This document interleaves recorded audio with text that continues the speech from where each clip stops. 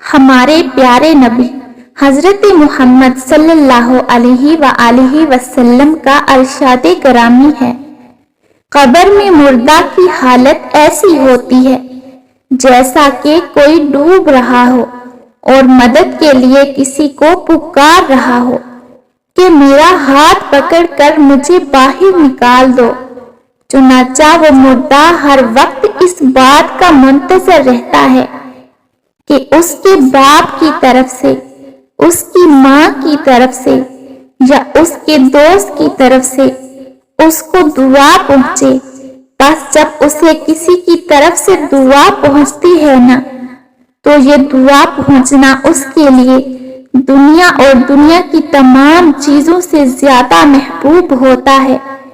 اور اللہ تعالیٰ قبر والوں کو دنیا والوں کی طرف سے دعا کا ثواب پہاڑ کی مانند یعنی بہت زیادہ پہنچاتا ہے،